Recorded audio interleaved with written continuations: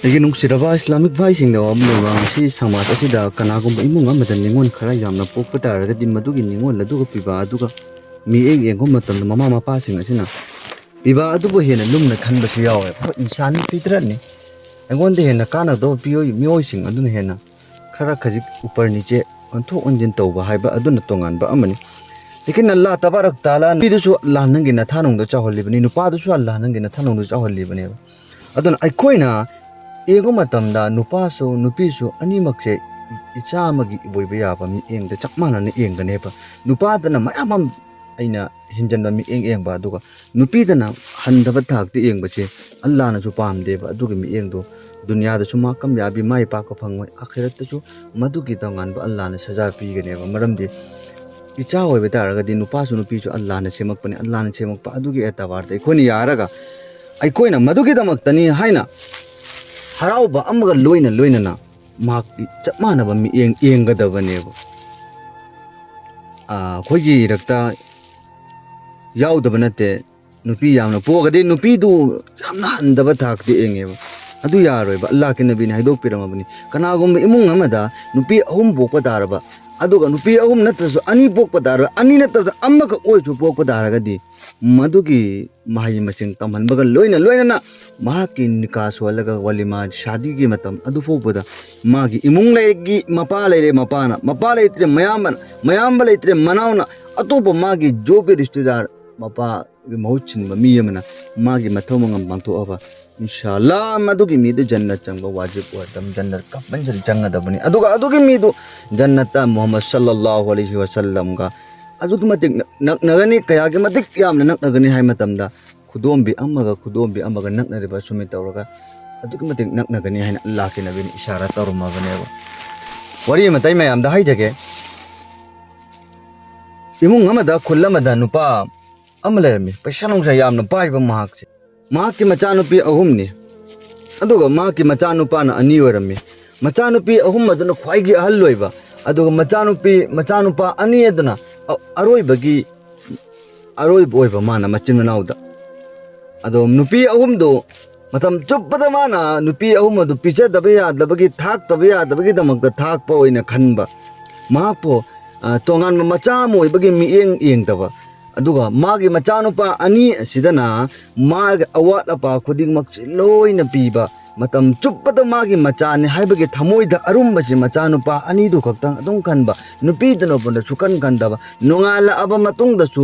इमुंग मनुंगी थबो इंखांग सु मतमदा मागी मचानुपी सिंगजे त कौथो अबा मिनाइगुमना कौथो एदुगा चालोंदरिब्रा युंगी थबुकसि सुदेब्रा हाइना अदुम हंगबीबा लेकिन मचानुपा अदुगीदना फजबा वाहिना नोंगाला अबा मतुंगदा मचान नुपी सिंग अदुना इमुंग मनुंगी किचन की चा इंजांग तल अमसुंग अहाउबा चानिंगाई नस्तागी ओइबा पोलम सिंग तौरबा मतुंगदा महाकी नुपा अदुना मचानुपी अदुदा हंगलम्मी हे इचानुपी सिंग नकोई लोइद्रिबा हुजिक फोबा अदुगुमलबा चानबगी चालांग लोनबा लोइद्रिबा हाइना हंगलम्मी मचानुपी सिंग अदुना हे इपा लोइरे हाइरगा पुथो अल्लमगा महाकना मागी मखुल अदुना मचानुपा अनि अदुदा थांगागसे इचा नंगिदमगदा चानिंगाई सेलेरे चारो हाइना हाइरम्मी असुम तौबदगी मचानुपी अनि अदुदना मपा अदुना नोंगमतदी जा चारो हाइना थांगकिबा याउदे मचानुपा अनि अदु मखोइगिदमक्तनी हाइना मागिदमक्ता असेंगवा मरीनी अमसुंग आइगिदमक्ता परिवारनी आइगी इचिनाउ आइगी इचानी हाइना खल्लम्मेबा असुम तौदना नुपा अदुगी अंगांग अदु स्कूलगी मतम योरक मतमदा खुद मपा अदुना चटलगा स्कूल तमहल्ले स्कूल चले अदुगा मागी स्कूल चतु मतमदा नोंगमा नुमित अमा अदोम स्कूल की प्रोग्राम मधुगी प्रोग्राम अदुगी फंक्शन अदुदा मागी मचानुपा अनि अदुना फास्ट ताबा अदुगी प्राइज फंगनिंगाई पीनिंगाई प्रोग्राम ओइबदुदा मचानुपा अनि दुना लाअगा इपादा तम इपा हयेंग अखोई स्कूल की प्रोग्राम नि फंक्शन लमा लई मधुगी फंक्शन लदुदा अखोई इचनाउ अनिना मधुदा फास्ट ताबगी अदुगुम लबा प्राइज खरा पिरक्कनी मधुदा इपासु चच्चे अदुगु उनिंगाई दमक्ता हाइब मतमदा मपादु हराउग्रे आइगी इचाना सुमेन तौबा इस नपा आइदि माइ यामना पाबनी फै चच्चे हाइना हाइबिरे अदुगा मचानु नोंगालबा मतुंगदा मागी मचानुपीसिंग लोइना कौथोगा हे नंगना इसिंग चगौचौ नंगना तल हौरो नंगना आइगे खंगुप तैथो अमसु अंगांगे खंगुप अनि स्कूल की खंगुप छि तैथोआना हायरगा माखोय अहुमक अदुदा मचानुपी अहुमक अदुदा थबुक पीरगा माना यामना अवाबा मवंग ꯃꯇꯨꯡꯗ ꯌꯥꯝꯅ ꯑꯩꯈꯣꯏꯒꯤ ꯃꯤꯅꯥꯏ ꯑꯃꯒꯤ ꯁꯛꯇꯝꯗ ꯃꯥꯅ ꯑꯄꯣꯛꯄ ꯃꯆꯥꯅꯨꯄꯤ ꯑꯗꯨꯕꯨ ꯍꯟꯗꯅ ꯈꯜꯂꯒ ꯑꯗꯨꯝ ꯇꯧꯔꯝꯃꯤ ꯃꯆꯥꯅꯨꯄꯤ ꯑꯍꯨꯝ ꯑꯗꯨꯅ ꯑꯃꯅ ꯇꯟ ꯑꯃꯁꯨꯡ ꯏꯟꯁꯥꯡ ꯆꯥꯛ ꯊꯣꯡꯉꯒ ꯂꯩꯔꯦ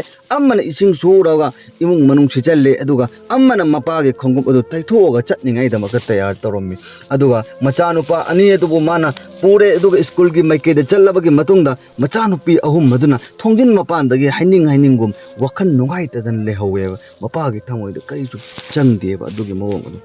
ꯁ꯭ꯀꯨꯜꯗ ꯌꯧꯔꯕꯒꯤ ꯃꯇꯨꯡꯗ ꯁ꯭ꯀꯨꯜ ꯑꯗꯨꯒꯤ ꯄ꯭ꯔꯤꯟꯁꯤꯄꯥꯜ ꯑꯗꯨꯅ ꯑꯗꯨꯒꯨꯝꯂꯕ ꯃꯣꯍꯇꯃꯤꯝ ꯁꯥꯍꯕ ꯑꯗꯨꯅ ꯑꯉꯥꯡꯁꯤꯡ ꯑꯗꯨꯒꯤꯗꯃꯛꯇ ꯄ꯭ꯔꯥꯏꯖ ꯄꯤꯅꯤꯡꯉꯥꯏꯒꯤꯗꯃꯛꯇ ꯀꯧꯈꯠꯂꯛꯄ ꯃꯇꯝꯗꯗꯤ ꯃꯍꯥꯛꯀꯤ ꯃꯄꯥꯒꯤ ꯃꯃꯤꯡ ꯑꯗꯨ ꯂꯧꯕ ꯃꯇꯝꯗ ꯐꯨꯂꯥꯅ ꯑꯗꯨꯒꯨꯝꯂꯕ ꯅꯨꯄꯥ ꯑꯗꯨꯒꯤ ꯃꯆꯥꯅꯤ ꯍꯥꯏꯕ ꯃꯇꯝꯗ ꯃꯄꯥ ꯑꯗꯨ ꯋꯥꯈꯜ ꯌꯥꯝ ꯅꯨꯡꯉꯥꯏꯔꯦ ꯑꯩꯒꯤ ꯏꯆꯥꯅ ꯉꯁꯤ ꯑꯩꯒꯤ ꯃꯌꯥꯝ ꯃꯃꯥꯡꯗ ꯃꯥꯏ ꯑꯣꯏꯍꯜꯂꯦ ꯑꯩꯕꯨ ꯍꯔꯥꯎꯍꯜꯂꯦ ꯍꯥꯏꯔꯒ ꯌꯥꯝꯅ ꯍꯔꯥꯎꯔꯒ ꯄ꯭ꯔꯥꯏꯖꯁꯦ ꯂꯧꯔꯕꯒꯤ ꯃꯇꯨꯡꯗ ꯂꯧꯔꯦ ꯂꯣꯏꯔꯀꯥꯟꯗ ꯃꯗꯨꯒꯤ ꯄ꯭ꯔꯤꯟꯁꯤꯄꯥꯜ ꯑꯗꯨꯒꯨꯝꯕ ꯃꯣꯍꯇꯃꯤꯝ ꯑꯗꯨꯅ ꯍꯥꯏꯔꯛꯏ ꯀꯔꯤꯅ ꯍꯦ ꯈꯥꯟ ꯁꯥꯍꯕ ꯅꯍꯥꯛꯀꯤ ꯅꯆꯥꯅꯨꯄꯤ ꯑꯗꯨꯅꯁꯨ ꯁꯨꯃꯥꯏꯅ ꯑꯦꯛꯖꯥꯝꯗ ꯐꯥꯁ ꯇꯥꯕꯒꯤ ꯄ꯭ꯔꯥꯏꯖ ꯄꯤꯒꯗꯕ ꯂꯩꯕꯅꯤ ꯑꯗꯨꯕꯨ ꯃꯍꯥꯛꯇꯤ ꯁꯨꯃꯥꯏꯅ ꯅꯨꯄꯥ ꯑꯣꯏꯕꯒꯤ ꯐꯪꯁꯟꯁꯤꯗ ꯄꯤꯔꯣꯏ ꯍꯌꯦꯡ ꯍꯞꯇꯥ ꯑꯃꯒꯤ ꯃꯇꯨꯡꯗ ꯑꯩꯈꯣꯏꯅ ꯃꯥꯒꯤ ꯄ꯭ꯔꯣꯒ꯭ꯔꯥꯝ ꯁꯤꯜꯂꯛꯀꯅꯤ ꯅꯨꯄꯤ ꯈꯛꯀꯤ ꯑꯣꯏꯕ ꯃꯗꯨꯗ ꯃꯍꯥꯛꯀꯤꯗꯃꯛꯇꯁꯨ ꯅꯆꯥꯅꯨꯄꯤ ꯑꯗꯨꯒꯤꯗꯃꯛꯇꯁꯨ ꯄ꯭ꯔꯥꯏꯖ ꯂꯩꯒꯅꯤ ꯃꯗꯨꯁꯨ ꯂꯧꯕ ꯂꯥꯛꯄꯤꯌꯣꯅ ꯍꯥꯏꯕ ꯃꯇꯝꯗ ꯍꯔꯥꯎꯕꯒꯤ ꯃꯍꯨꯠꯇ ꯃꯆꯥꯅꯨꯄꯤꯁꯤꯡ ꯑꯗꯨꯒꯤ ꯄꯥꯎꯗꯨ ꯇꯥꯕ ꯃꯇꯝꯗ ꯁꯥꯎꯅꯤꯡꯕ ꯃꯥꯏꯊꯣꯡꯗ ꯎꯠꯂꯦꯕ ꯅꯨꯄꯥ ꯑꯗꯨꯅ ꯑꯁꯨꯝ ꯇꯧꯗꯅ ꯃꯌꯨꯝꯒꯤ ꯃꯥꯏꯀꯩꯗ ꯍꯜꯂꯛꯑꯦ ꯑꯗꯨꯒ ꯆꯥꯛ ꯆꯥꯅꯉꯥꯏꯒꯤꯗꯃꯛꯇꯅꯤ ꯍꯥꯏꯅ ꯃꯆꯤꯟ ꯃꯅꯥꯎ ꯃꯉꯥ ꯅꯨꯄꯤ ꯑꯍꯨꯝ ꯅꯨꯄꯥ ꯑꯅꯤ ꯃꯄꯥꯏꯆꯥ ꯂꯣꯏꯅꯃꯛ ꯐꯝꯃꯤꯟꯅꯔꯒ ꯂꯩꯔꯤꯉꯩ ꯃꯇꯝꯗ ꯃꯅꯥꯎ ꯅꯨꯄꯥꯁꯤꯡꯅ ꯐꯪꯉꯛꯄ ꯄ꯭ꯔꯥꯏꯖꯁꯤꯡ ꯑꯗꯣ ꯄꯨꯊꯣꯛꯑꯒ ꯋꯥꯔꯤ ꯁꯥꯟꯅꯔꯒ ꯅꯨꯡꯉꯥꯏꯅ ꯂꯩꯔꯤꯉꯩ ꯃꯇꯝꯗ ꯃꯅꯥꯎ ꯅꯨꯄꯥ ꯑꯃꯅ ꯅꯨꯄꯥ ꯑꯗꯨꯅ ꯍꯥꯏꯔꯛꯏ ꯏꯄꯥ ꯑꯩꯒꯤ ꯈꯣꯡꯎꯞꯁꯦ ꯁꯦꯒꯥꯏꯔꯦ ꯑꯗꯨꯅ ꯍꯌꯦꯡ ꯁ꯭ꯀꯨꯜ ꯆꯠꯄ ꯃꯇꯝꯗ ꯇꯣꯡꯉꯥꯏꯗꯃꯛꯇ ꯈꯣꯡꯎꯞ ꯑꯃꯇ ꯂꯩꯕꯤꯌꯨ ꯍꯥꯏꯕ ꯃꯇꯝꯗ ꯃꯄꯥ ꯑꯗꯨꯅ ꯂꯩꯒꯅꯤ ꯏꯆꯥꯒꯤꯗꯃꯛꯇ ꯀꯩꯗꯧꯕꯒꯤ ꯂꯩꯔꯣꯏꯗ꯭ꯔꯣꯕꯅꯣ ꯏꯆꯥꯒꯤꯗꯃꯛꯇꯅꯤ ꯅꯄꯥ ꯑꯩꯅ ꯇꯥꯜꯂꯤꯕꯁꯤ ꯁꯦ ꯄꯩꯁꯥꯁꯤꯗ ꯂꯩꯔꯦ ꯅꯪ ꯍꯌꯦꯡ ꯂꯩꯔꯨꯔꯣ ꯍꯥꯏꯅ ꯃꯄꯥ ꯑꯗꯨꯅ ꯍꯥꯏꯕ ꯃꯇꯝꯗ ꯃꯆꯥꯅꯨꯄꯤꯁꯤꯡ ꯑꯗꯨꯒꯤ ꯏꯃꯨꯡꯗꯒꯤ ꯑꯃꯅ ꯍꯥꯏꯔꯛꯏ ꯃꯥꯒꯤꯁꯨ ꯈꯣꯡꯎꯞꯇꯨ ꯁꯦꯒꯥꯏꯕ ꯃꯇꯝ ꯑꯗꯨꯗ ꯏꯄꯥ ꯑꯩꯒꯤ ꯈꯣꯡꯎꯞꯁꯨ ꯁꯦꯒꯥꯏꯔꯦ ꯏꯄꯥ ꯑꯩꯒꯤꯁꯨ ꯈꯣꯡꯎꯞ ꯑꯃꯇ ꯂꯩꯕꯤꯌꯨ ꯍꯥꯏꯅ ꯃꯆꯥ ꯅꯨꯄꯤ ꯑꯗꯨꯅ ꯃꯄꯥ ꯑꯗꯨꯗ ꯍꯥꯏꯔꯛꯄ ꯃꯇꯝ ꯑꯗꯨꯗ ꯃꯆꯥ ꯑꯗꯨꯗ ꯃꯄꯥꯅ ꯈꯨꯝꯈꯤ ꯀꯔꯤꯒꯤ ꯈꯣꯡꯎꯞ ꯁꯦꯒꯥꯏꯕ ꯅꯪꯒꯤ ꯈꯣꯡꯎꯞ ꯁꯦꯒꯥꯏꯕ ꯑꯗꯨꯗꯤ ꯁꯦꯒꯥꯏꯖꯅꯤ ꯅꯪ ꯁ꯭ꯀꯨꯜ ꯆꯠꯄꯒꯤ ꯃꯊꯧ ꯀꯔꯤꯅꯣ ꯌꯨꯝꯗ ꯑꯗꯨꯝ ꯂꯩꯌꯣ ꯌꯨꯝꯒꯤ ꯊꯕꯛꯁꯨ ꯁꯦꯒꯥꯏꯔꯗꯣ ꯑꯗꯨꯝ ꯇꯣꯡꯉ ꯆꯠꯂꯨ ꯍꯥꯏꯅ ꯃꯄꯥ ꯑꯗꯨꯅ ꯆꯩꯊꯠꯂꯒ ꯃꯆꯥꯅꯨꯄꯤ ꯑꯗꯨꯕꯨ ꯅꯝꯊꯔꯒ ꯂꯩꯕꯤꯈꯤ ꯁ꯭ꯀꯨꯜ ꯆꯠꯄ ꯃꯇꯝ ꯌꯧꯔꯛꯄ ꯃꯇꯝꯗ ꯃꯄꯥ ꯑꯗꯨꯅ ꯀꯗꯥꯏ ꯂꯩꯈ꯭ꯔꯦ ꯑꯩꯒꯤ ꯏꯆꯥꯅꯨꯄꯤ ꯅꯈꯣꯏ ꯍꯧꯒꯠꯂꯣ ꯂꯥꯛꯑꯣ ꯑꯗꯨꯒ ꯇꯟ ꯍꯧꯔꯨ ꯂꯥꯛꯑꯣ ꯆꯥ ꯍꯧꯔꯛꯎ ꯂꯥꯛꯑꯣ ꯆꯥ ꯂꯣꯜꯂꯨ ꯂꯥꯛꯑꯣ ꯑꯩꯒꯤ ꯑꯉꯥꯡ ꯁ꯭ꯀꯨꯜ ꯑꯩꯈꯣꯏꯒꯤ ꯏꯆꯥ ꯑꯩꯒꯤ ꯑꯧꯂꯥꯠ ꯁ꯭ꯀꯨꯜ ꯆꯠꯅꯤꯡꯉꯥꯏꯗꯃꯛꯇ ꯇꯌꯥꯔꯤ ꯇꯧꯔꯕꯒꯤ ꯍꯧꯒꯠꯂꯛꯄ ꯌꯥꯗꯕ꯭ꯔꯥ ꯍꯥꯏꯅ ꯃꯥꯅ ꯀꯟꯅ ꯆꯩꯔꯕꯒꯤ ꯃꯇꯨꯡꯗ ꯃꯆꯥꯁꯤꯡ ꯑꯗꯨꯅ ꯍꯧꯒꯠꯂꯛꯑꯦ ꯕꯤꯆꯥꯔ ꯀꯔꯤꯗꯤ ꯎꯄꯥꯏ ꯂꯩꯒꯅꯤ ꯏꯃꯨꯡ ꯃꯅꯨꯡꯒꯤ ꯇꯟ ꯑꯃꯁꯨꯡ ꯆꯥꯅ ꯊꯛꯅꯕꯁꯤꯡ ꯑꯗꯨ ꯍꯧꯕ ꯂꯣꯟꯕ ꯁꯦꯝ ꯁꯥꯕ ꯂꯣꯏꯔꯕꯒꯤ ꯃꯇꯨꯡꯗ ꯃꯆꯥ ꯑꯗꯨ ꯄꯤꯖꯔꯦ ꯑꯗꯨꯒ ꯃꯆꯥꯗꯣ ꯏꯆꯥ ꯅꯪ ꯁ꯭ꯀꯨꯜ ꯆꯠꯄ ꯃꯇꯝꯗꯅꯦ ꯅꯄꯥꯅ ꯁꯦ ꯄꯩꯁꯥ ꯄꯤꯔꯕꯅꯤ ꯃꯁꯤꯒꯤ ꯄꯩꯁꯥꯁꯦ ꯅꯪꯒꯤ ꯑꯋꯥꯠ ꯑꯄꯥ ꯆꯥꯅꯤꯡꯕ ꯈꯨꯗꯤꯡꯃꯛ ꯂꯣꯏꯅꯃꯛ ꯂꯩꯌꯨ ꯀꯔꯤꯁꯨ ꯈꯜꯂꯨꯅꯨ ꯍꯥꯏꯅ ꯈꯜꯂꯒ ꯃꯄꯥ ꯑꯗꯨꯅ ꯃꯈꯣꯏ ꯑꯗꯨ ꯁ꯭ꯀꯨꯜ ꯆꯠꯍꯜꯂꯝꯃꯤ ꯃꯄꯥꯒꯤ ꯊꯃꯣꯏꯗ ꯈꯜꯂꯤꯕꯅ ꯀꯔꯤ ꯑꯩꯒꯤ ꯑꯁꯦꯡꯕ ꯏꯆꯥꯗꯤ ꯅꯨꯄꯥ ꯑꯅꯤꯁꯤ ꯈꯛꯇꯪꯅꯤ ꯃꯈꯣꯏꯅ ꯑꯩꯕꯨ ꯍꯌꯦꯡ ꯑꯍꯜ ꯑꯣꯏꯔꯛꯑꯕ ꯃꯇꯝꯗ ꯃꯇꯦꯡ ꯄꯥꯡꯒꯅꯤ ꯑꯩꯒꯤ ꯅꯨꯄꯤꯁꯤꯡ ꯑꯁꯤꯗꯤ ꯀꯔꯤꯁꯨ ꯀꯥꯟꯅꯕ ꯅꯠꯇꯦ ꯍꯥꯏꯅ ꯃꯥꯒꯤ ꯊꯃꯣꯏꯗ ꯈꯜꯂꯦꯕ ꯃꯄꯥ ꯑꯗꯨꯒꯤ ꯊꯃꯣꯏꯗ ꯑꯗꯨꯕꯨ ꯀꯔꯤꯒꯨꯝꯕ ꯃꯇꯝꯗꯗꯤ ꯅꯨꯄꯥꯅ ꯇꯧꯕ ꯉꯝꯗꯕ ꯊꯕꯛ ꯀꯌꯥ ꯑꯩꯒꯤ ꯏꯆꯥꯁꯤꯡꯅ ꯑꯩꯒꯤ ꯏꯆꯥ ꯅꯨꯄꯤꯗꯨꯅ ꯇꯧꯔꯒ ꯑꯩꯈꯣꯏꯒꯤ ꯏꯅꯥꯛꯇ ꯃꯇꯦꯡ ꯑꯣꯏꯕꯅꯦꯕ ꯑꯗꯨ ꯈꯪꯒꯗꯕꯅꯦꯕ ꯅꯨꯄꯥ ꯈꯛꯇꯕꯨ ꯑꯩꯅ ꯂꯨꯅ ꯂꯧꯕ ꯌꯥꯔꯣꯏꯕ ꯑꯁꯤ ꯑꯃꯁꯨꯡ ꯃꯥꯒꯤ ꯃꯆꯥꯅꯨꯄꯤ ꯑꯃꯁꯨꯡ ꯃꯆꯥꯅꯨꯄꯥꯁꯨ ꯂꯣꯏꯅ ꯖꯋꯥꯅꯤꯒꯤ ꯃꯇꯝ ꯑꯗꯨꯒꯨꯝꯂꯕ ꯆꯥꯎꯕ ꯁꯔꯦꯞ ꯐꯔꯛꯑꯕ ꯃꯇꯝꯗꯒꯤꯗꯤ ꯁ꯭ꯀꯨꯜ ꯀꯥꯕ ꯃꯇꯝꯗ ꯃꯆꯥꯅꯨꯄꯤꯁꯤꯡ ꯑꯗꯨꯁꯨ ꯆꯥꯎꯔꯦ ꯃꯆꯥꯅꯨꯄꯥꯁꯤꯡ ꯑꯗꯨꯁꯨ ꯄꯥꯈꯪ ꯐꯔꯛꯑꯦ ꯖꯋꯥꯅꯤꯒꯤ ꯃꯇꯝ ꯌꯧꯔꯛꯑꯦ ꯁꯨꯝ ꯂꯩꯔꯛꯑꯕꯒꯤ ꯃꯇꯨꯡꯗ ꯃꯄꯥꯅ ꯃꯥꯒꯤ ꯊꯃꯣꯏꯗ ꯈꯜꯂꯦ ꯀꯔꯤ ꯍꯥꯏꯅ ꯑꯩꯒꯤ ꯏꯆꯥꯁꯤꯡꯁꯤ ꯆꯥꯎꯔꯛꯑꯕꯅꯤꯅ ꯑꯩ ꯃꯁꯤꯗ ꯇꯝꯍꯟꯗꯕꯤꯗ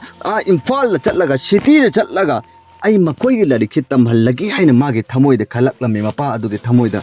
ꯒꯥꯎꯒꯤ ꯃꯤꯑꯣꯏꯁꯤꯡ ꯑꯗꯨꯅ ꯃꯄꯥꯗ ꯍꯔꯥꯎ ꯄꯥꯎ ꯇꯥꯔꯝꯃꯤ ꯅꯪꯒꯤ ꯅꯆꯥ ꯑꯅꯤꯁꯤꯗꯤ ꯌꯥꯝꯅ ꯃꯔꯝ ꯃꯣꯛꯏ ꯁ꯭ꯀꯨꯜꯗꯁꯨ ꯃꯈꯣꯏꯅ ꯑꯗꯨꯝ ꯐꯥꯁ ꯇꯥꯔꯒ ꯃꯥꯏ ꯑꯗꯨꯝ ꯄꯥꯛꯑꯦ ꯑꯗꯨꯅ ꯌꯥꯝꯅ ꯅꯪꯒꯤꯗꯃꯛꯇꯗꯤ ꯃꯥꯏ ꯑꯣꯏꯒꯅꯤ ꯍꯥꯏꯅ ꯃꯌꯥꯝ ꯄꯨꯝꯅꯃꯛꯅ ꯍꯥꯏꯕꯁꯤꯗ ꯃꯄꯥꯗꯤ ꯍꯔꯥꯎꯔꯤꯕꯅꯦꯕ ꯃꯄꯥ ꯑꯗꯨꯅ ꯃꯌꯥꯝꯁꯤꯡꯗ ꯃꯥꯒꯤ ꯃꯆꯥꯅꯨꯄꯤꯁꯤꯡ ꯑꯗꯨꯗ ꯈꯖꯤꯛꯄꯨ ꯈꯟꯅꯗꯕꯤꯗ ꯈꯖꯤꯛꯄꯨ ꯍꯥꯏꯗꯣꯛꯇꯕꯤꯗ ꯃꯥꯒꯤ ꯊꯃꯣꯏꯗ ꯈꯜꯂꯦ ꯑꯩꯒꯤ ꯏꯆꯥꯁꯦ ꯁꯍꯔꯗ ꯆꯠꯂꯒꯅꯦ ꯑꯗꯨꯅ ꯁꯤꯇꯤꯗꯨꯗ ꯆꯠꯂꯒ ꯃꯈꯥ ꯇꯥꯕ ꯑꯆꯧꯕ ꯊꯕꯛ ꯇꯧꯕ ꯌꯥꯅꯤꯡꯉꯥꯏꯗꯃꯛꯇ ꯂꯥꯏꯔꯤꯛ ꯇꯝꯍꯜꯂꯨꯔꯒꯦ ꯍꯥꯏꯅ ꯃꯥꯒꯤ ꯊꯃꯣꯏꯗ ꯈꯜꯂꯦ ꯃꯆꯥꯅꯨꯄꯤꯗ ꯍꯥꯏꯗꯣꯛꯇꯦꯕ ꯃꯥꯅ ꯃꯆꯥꯁꯤꯡ ꯑꯗꯨꯗ ꯅꯣꯡꯉꯥꯜꯂꯕꯒꯤ ꯃꯇꯨꯡꯗ ꯃꯆꯥꯅꯨꯄꯥ ꯑꯅꯤ ꯑꯗꯨꯗ ꯍꯥꯏꯔꯦ ꯏꯆꯥꯅꯨꯄꯥ नखोई अनिमक नपानाने हयेंग अचौबा मी अमा ओइनिंगै मतिक चाबा मी अमा ओइनिंगै दमक्तने नखोइना आइगे खंदानसे मतुंग चलौगदबनी नंगोइना आइगे मतेंग ओइगदबनी अदुना नखोई अनिदिने अइना इम्फाल सिटी चलहलगे अदुगा मफम मदु अचौबा मी अमा ओइनिंगै दमक्ता लारिक फजना तम्मो हाइना मपादुना मचादा हाइबा मतमदा मचादुना हाइरकी करी हाइना इपा अइखोइना करिगुम्बा चटकिबा तारगदि इपा कनागा लेहौगनी अदुना अइखोइ चटपा ngамमोइ हाइबा मतमदा करिजु खल्लुगनु नचे चिंजु मयाम लैरिबसिदि नपासु यामना नपांगल लोइरे हयेंग अल लोइराबा मतमदा नंग गोइगिना लपागी मतेंग पांगनिंगाइगी दमक्ता नकोइ चल्लो इम्फाल सिटी गी मैकैदा अदुगा अचौबा मी अमा ओइरगा नकोइ लाइक लेचु फजन तम्मग लाउ अमसु मी ओइरगा लाउ हाइना हाइरमी अदुम तौदना मपासिंग मपा अदुना मचा नुपी अदु हाइदोक्तबिदा मपा अदुना मचा अनि अदुदा हाइम मतमदा मचा अनि जु होयेन हाइरगा मखोइ अदुबो नो अहिंग अदु लोइरबगे मतुंगदा नोंगालबा मतुंगदा मखोइबो इम्फाल गे माइके सिटी गे माइके द शहर द स्कूल द तम्मा लरिक मखा तमनिंगाइ गे दमक्ता चटनिंगाइ गे तयारी पोचे जोमजन मतमदा महाकी मचा नुपी सिंग अदुना करिनो इपाना ngasi पोचे जोमजलिबा अमसुम इनाव अनिना पोचे पुनगा मयोम जोमजलिबा अछि करिगिनो हाइना मचे अहुम मदुना खल्लगा मपा अदुगे मनाक चंगगा हंगलम्मी इपा करिगिनो पोचे सिंग जोमजल्लगा इपाना चटनिंगाइ दमक तयारी तौरबछि खोइदे करिगुम्बा अम्बोबा हाइदे खंगनदे करि दरकार लेरबनो करम्बा प्रॉब्लम थोअबनो हाइना मतमदा मपा अदुना चैथलम्मी मचानुपी अदुदा हे हंगकनो अइखोइना तौगदब तबु अइखोइना खंगना तौगने नकोइगे नथौ नसाना खंगो अइखोइदा हंगकनो नंगी नथौ नत्ते हाइना मपा अदुना मचा अदु चैथलम्मी आखिरकार मचाने करिदि उपाय लैगने करिसु ngамलमदे अदुगा खुमदलबगे मतुंगदा मकोइ चटनिंगाइगे दमक्ता थोए अदुगा मयुम थोअगा मकोइगी जिप्सी गाड़ी अदुदा तोंगे अदुगा शहरगे मैकैदा मपा अदुना थिल्लबगे मतुंगदा मचा अदु लरिक फजनदामो पैसागे नकोइ करिजु खनगनु मी ओइबा ngамनिंगाइगे दमक्ता अचौबा मी अमा अफौबा मी अमा ओइनिंगाइ दमक्ता नकोइ लरिक तम्मुको हाइना मपा अदुना मकोइ अनिदु थमम्मे मकोइ थममगे मतुंगदा सिटी अदुदा लरिक तम्मग लेरे नोंगमदगी निनी हुमनी मरीनी दे तरानी था अमा सुम हौजलक मतमदा मचा अनि अदुगी पाउसी नोंगमता सुम लाक्तबा मचागी पाउ तारे पाउ सुराक लाक्तबा मदुदा कम तौबा तारे हैना नोंगमद मपासी मतम खरा लेइरबगी मतुंगदा मचासी अरुप लोक अरुम तौबा हक्सांग नुंगायरक्तबा खरखर हौरक्लम्मी अदुगी हक्सांग नुंगायरक्तबा मतमदा महाकना हंदना खल्लिबा ना मचानी हाइना खंद्रिबा मचा नुपीसिंग मयुमदा लेइबा अदुनदी मचा मपा अदु नारक्पा मतमदने मपा अदुगी दमक्ता मकोक पाइबिरनी मपा अदुगी दमक्ता हिदाक पिचबिरगा मपा अदुगी मालिक तौबिरगा अनाबा दु खतंग फनिङाइ दमक्तनी होतनरमे मपा अदुदा मचा अदुना हाइरम्मी इपा हक्सांग तो नुंगाइतबो बेतारगदी हाकिंगी मनाक्ता चटलगा डॉक्टर दा चटलगा एंथो हल्लुबदी इपा करी काइबगे एंथो हल्लुसी हाइबा मतमदा यारे नकोइ हाइरकनो अइना नारिबासे याम कन्ना नाब नते अदम फखरदबनी हाइना मपा अदुन अकनबा वहाई मग लोइना मचा अदुदा हाइरमे बिचारा मचा नुपीसिंग अदुनदि करिदि उपाय तौबा ngамगनी अदुम तौदरा मचा नुपीसिंग अदुना खल्ले क्या इपाना अइकोइबो मचा असेंगबनी हाइना खंग अदुक यामना हंदना खल्लिबा मचा असेंगबनी हाइना खंद्रेबा जि करिगि दमक्तनो हाइना खल्लेबा मतम मदुदा मचा अनुपै अदुना मचा मपा अदुगे सेबादि दुमक तौबि अदुबो नोंगम नुमित अमदि अदुगुम मपा अदु यामना कन्ना नारक मतम मदुदा मपा अदुगी दमक्ता सेबा तौबिनि कनासु लैत्रे मचा अदु हलक्पा ngai मपाना लेकिन मचा अनि अदुदि सिटीगी मैकै अदुदा चटलगा शहरदा मकोई लरिक लेसु तम्मगा थबुक इंखांग तौदना मयुंगदा मपा लै हाइबसि काउथोगा मकोई नुंगाइने एन्जॉय तौरगा लैख्रबनि मपा अदुनदि मचा नुपा अनिदो हलक्कनि हाइना ngасidi ngai लेकिन ngai lakpidre ma मपा लै हाइबा काउथोगा नुंगाइना मफम मदुदा थबुक इंखांग तौरगा पैसा तालगा लैख्रबनेबा खुनगी मियोइसिंग हाइरे ए खान साहब नंगी नचा अनिदुदि मरम यामना मुअम्बनि ngасidi नंगी नारकपा मतमदछु नंगी दमक्तनि हाइना मकोइ लाख्रबदि अदो मकोइ लाकदब मानद्रे लाहरोइ मकोइ आदा थबुक इंखांग तौरगा पैसा तालगा नुंगाइना लैख्रेन हाइरमेबा आखिरकार असुम तौदना मपा अदुना यामना नारकपा खान साहब अदुना यामना नारकपा मतमदा मचा नुपीसिंग अदुना मपा अदुगी दमक्ता अनाबा अदु खरा फनिङाइ दमक्तनि हाइना हिदाक थाक्तना मालिक तौबितना मकोक पाइबिदना इसिंग थाक्तना तौरबगी मतुंगदा मपा अदु खरा नुंगाइरकबगी मतुंगदा मचा अदु नुपी अहल अदुगी तंपाक अदुदा मपा अदुना हाइरि करि हैना इचा नुपी नखोइ नपा आइना यामना ओटपीब नईबीब तौख्रेको लेकिन नपा अइन हौजिक वारा अब चिर अब तांग अब मतमददी नखोइना अइगिदमक्त मतेंग पांगवाचे अइ लानग्रे अइगो माफ तौबियो अइना नखोइदा नत्तब मिएंग अइना इचा नत्तब अमगी मवोंग मतौ तौदना नखोइदा हाइबिखिबा तौखिबा मयाम चिंगदो इचा नंग माफ तौबियो हायगा मपादुना कप्पे अदुगो मचादुदा हाइबा मतमदा मचानुपीसिंग अदुना इपा अइखोइ करिसु इपादा नुंगाइतबा लेते हारगा सबर तौरगा महाकना मपा अदुदा करीसु वा अकनबा हाइदबिदा इपा करीसु नुंगाइतबा लेते कईसु खंदे हायना मपा अदुदा हाइरमनेबा असुम तौदा नुमित खरानी लेरबगी मतुंगदा महाकी ना असाई मपा अदुना मचानुपी अदुदा महाकना नत्तब ओइदबा मिएंग मचा नत्तबा अगुमना मचानुपा अदु खक्तने हेली हाइना खल्लगा मचानुपा अदु खक्तना हेना अवांगबा थाका थांगतकदबनी हाइना खल्लगा मचानुपीगी हक पांगथोक्तबा मागी तौबिगदबा मचामा ओइबा मतमदा पांगथोक्कदबा हक मयाम सिंग अदु पांगथोक्तबा अदुगी मरमदगी अल्लाहना मांगोंदा अचौबा लैना दुगी सासाता अदुगुमलब तमथीबा मवोंग अम ओइहल्लेबा करम्बा मवोंग हाइबा मतमदा महागसी नुमित खरानी मयुमदा हलक्त्रे मयुमदा चांगक्त्रि हाइनदि मचानुपीसिंग चिना लैरेबा नुमित तरानी मुक्की चांगजी महागसी मयुमदा चांगागा चाबा थकपगी कौबा लंबा तादबिदा मांगख्रे हाइना तुमिना लैरे अदुगा नुमित तरानी मुक लैरबगी मतुंगदा मनम नमथीबा अमा मनम मम मयुंगी माइकैदगी ताबजिदा मचानुपीसिंग असिना तारे मचानुपीसिंग असिना इपाचे नुमित तरानी सूरबनी हलक्त्रिजे कराइदा लैख्रिबुना क्रम तौख्रिबुना हाइना थीबा हुम्बा मतमदा फंगद्रे मयुंगी मपागे रूम अदुगी मनुंगी नकंदगिना मनम नमथीबा अमा लाए हाइना मचानुपीसिंग असिना हाइनरगा येंगसि लाओने येंगबा मतमददि मखोई मपादो ओइरम्मे मसादो नुमित तरानी सिरगा लैबा मतमदा कनानासु खंगद्रेबा महाक सिरगा लै हाइबचे महाक मचानुपीसिंग अदु मागे मनाक्ता चंगनदबा महाके सेवा तहोंदबा अमसुंग महाकना मचासि नुपीसिंग अदुबु मचाने हाइना खल्लगा मागे मनाक्ता कौजल्लगा मचानुपादा तौबा अदुम तौबदुदि तौबिद्रबनेना मचानुपा अदुदि मागे मनाक्ता लैत्रबनेना नुमित तरानी मक मासि अनाबा अदुना प्रॉब्लम ओइरागा मफम मदुदि सिरगा लैबबो नुमित तरानी मक मतुंगदा मचा अदुना मनम नामि हाइना येंगबा चंग मतमदि मागे मपादो मफमदुदि सिरगा लैरमेने सिरगा लैरम्बा मतमदा मागे नमथीबा अमसुंग नुमित तरानी मि सिरगा लैबदा मागे मनम कछु फजबा होंगदे नमथीरदबने खुनगी मियोय पुन्नमगना मागे नमथीबा मनमसि उबा मतमदा मागे मये असे थानगा पूरगा कबरताना पूरबा मिसि लैत्रबो मचानुपी अदुना माना मचाने हने खंदगजु मचा अदुनदि अइगी इपा ओइबगे हक अदु पांगथोकनी नकोइना अइगी इपागे दमक्तम मयेत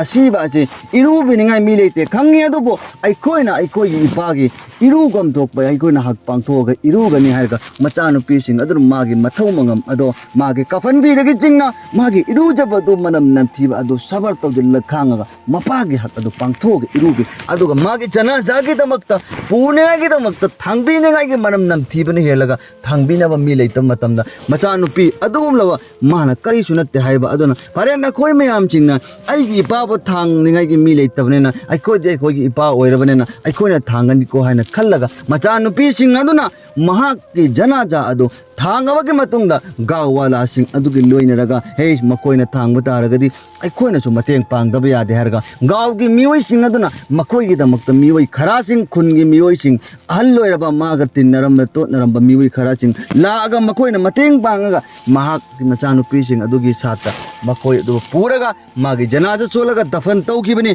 अदुना अइखोइगी इरक्तसु अइगी इचानुपी पोए अमचुंग अइगी इचा मंगादा नुपी अहुम नुपा अनि नतगन नुपी मंगा नुपा अमा सुमेना ओइबा मफम सिंग अदुदा अइगी निंगोन सिंगदा अइना नत्तबा मियेंग येंगा अइगी पिबा खता अइगी औलादनी अइगी इचानी हाइना खनबा तौबिगनो मरमदि अल्लाहना पि इबा नुपी पो इबा मंगा अदुचो अल्लाहना नंगोंदा पिबनी नुपा अमगा गौरी इबाचो अल्लाह नंगोंदा पिबनी नंगना अल्लाहना पिरेबा लिमिट अदुगी मतुंगेना नंगी मानबा मियेंगदा नंगी नचादा येंगदबनी करिगुम नंगना मानबा मियेंगदा अमदुगक्ता औलादनेना खनबा तारगदि हयेंग नंगबसो अल्लाह रब्बुल इज्जत ख्वाइदगी दरकार ओरक मतमदा माना नंगबो हुंदोंगनी मरमदि नंगना हजिक तौरिबादो चम्माने सेमदि सेम नंगोंदसो अमका तौरकपा हाइबसिदि हौना सानेबा अदुना वरी ताबीरिबा बयान ताबीरिबा चंगबिरि पुंग खुदिमकना वफम मसे लोइना तासे अदुगा मिपुंग खुदिमकके मनाक्ता शेयर तौरगा वफम मसे योहनचेबे इंशाअल्लाह अल्लाह ताला ना हाइरबा वरी खरासिदा अखोइ मान पुन्ना अमल तौबगा बै पंगल पिने बुइसनु बयान ताबीरिबा पुंग खुदिमना